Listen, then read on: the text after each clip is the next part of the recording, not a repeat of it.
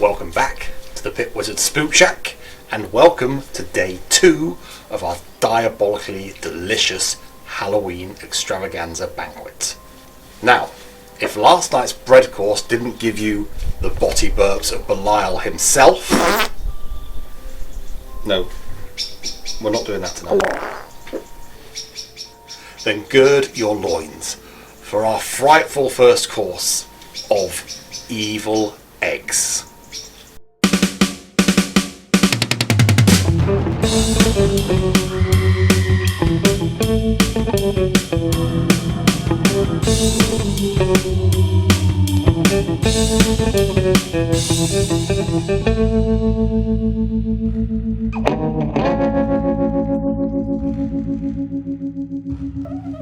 For our spooktastic starter, we're going to be making deviled eggs. They're going to be smoky, they're going to be hot, and they're going to be air fried to a wonderful crisp.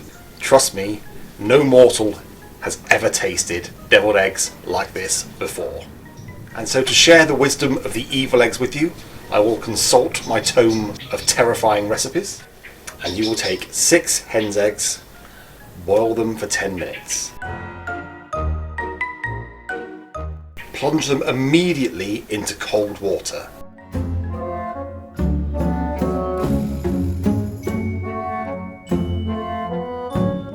After a few minutes, dry them, peel them,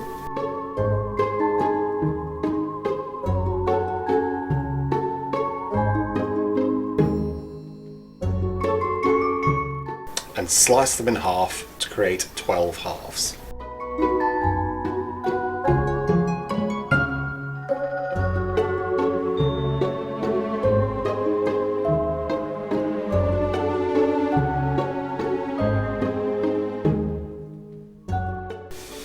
Each half, remove the yolk, set them aside. You're going to want those yolks later. In a medium-sized bowl, add 3 tablespoons of mayonnaise. Homemade or store-bought will work fine. Half a teaspoon of white wine vinegar. 1 teaspoon of Dijon mustard. A tablespoon of red onion marmalade. Again, you can make your own, or you can use store-bought. Salt and white pepper to taste, and I recommend going very heavy on the white pepper. Optionally, a dash of hot sauce. Of course, we're putting hot sauce in, but it's up to you whether your palate can handle it. And a teaspoon of garlic granules. To all of that, add your egg yolks back in and begin mixing it together with a fork until it becomes kind of homogeneous. Then take a whisk. You can use a manual handheld or you can use an electric whisk, and really blend that mixture until it's a really fluffy, thick, pillowy consistency. Cover your filling and pop it in the fridge. Next up, you want to make your panne station, and this is for breading your evil eggs. Take a Ziploc bag and into that place 30 grams of all-purpose flour, along with about 1/4 teaspoon of salt. Mix that together well, set that Ziploc bag to one side. Crack 1 raw hen's egg into a bowl. A dragon's egg would work just as well, but we hear that hen's eggs are easier to get hold of on this side of the mortal plane. To that raw egg, add 3 tablespoons of mayonnaise, a 1/2 teaspoon of white wine vinegar, and a 1/2 teaspoon of mustard. Give that all a really good mix until it's completely homogeneous and quite a loose batter type consistency, and set that to one side along with your previously filled Ziploc bag. For the final part of your panne station, take another clean empty Ziploc bag, and to that add 35 grams of cornflakes, a teaspoon of chili flakes, a 1/2 teaspoon of chili powder, a 1/2 teaspoon of garlic granules, and then crush those ingredients together. You really want to get those cornflakes to the consistency of crunchy panko breadcrumbs. Now you can do this with a rolling pin, do this with a meat mallet perhaps. I like to do it the old-fashioned way and get my hands and fists involved. And with your penne station now assembled, first of all, put all of your 12 egg white halves into that Ziploc bag with the salted flour. Mix them around gently. You don't want to break those egg whites, but you do want to get them all covered in that salty flour. So mix them gently until they're all nicely dusted. Then remove one egg white from the bag, drop it into your mustardy, eggy, wet batter and roll it around until it is completely covered in that batter. We recommend using a fork, and we advise this may take several rolls before you get complete coverage of that egg white, but it's important to make sure you do. Once you're happy your egg white is completely covered in the wet batter, remove it with a fork and let it drain for a few seconds on the tines, and then transfer it to your bag of chilled cornflakes. Roll that around, really let it get to know those crispy, spicy flakes until it's completely covered. Then remove. Return to your Ziploc bag full of salty floured egg whites and repeat the process until all of your egg whites have been floured, battered and breaded.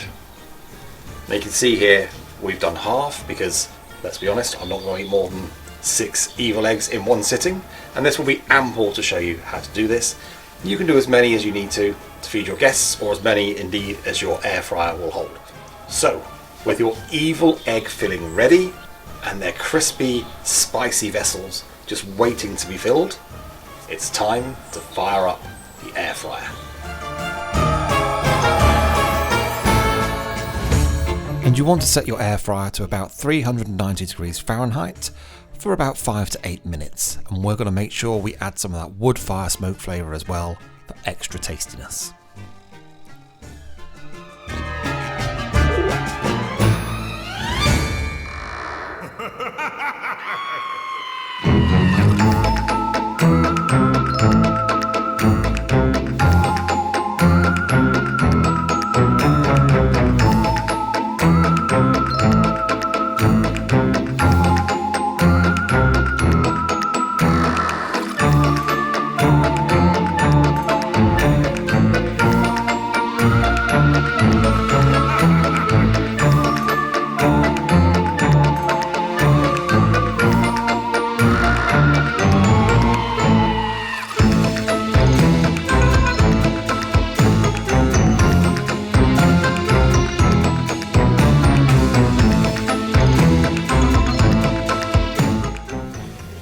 Okay, so our suitably spooky starter has been resting for about 7 or 8 minutes. It's pretty chilly out here in the shires of England today, even if we are in the other dimension.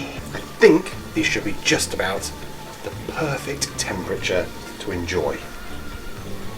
Let's go for a particularly plump sample here.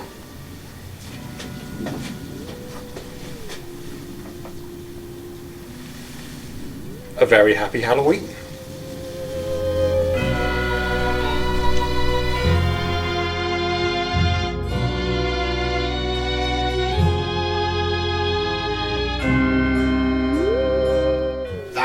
Is a frightfully fantastic first course. You've got heat on heat on heat. There's the lovely sour heat from that mustard that cuts across the kind of bright burning heat coming from that hot sauce we put in there. You've got the earthy heat from the chili powder and the chilies, and then there's that kind of flavoursome, almost floral kind of pervasive heat that comes from the copious amounts of white pepper we put in there. It's a kind of fiery fandango on your palate. It's like all 9 circles of Dante's hell contributed a different lick of flame to this starter.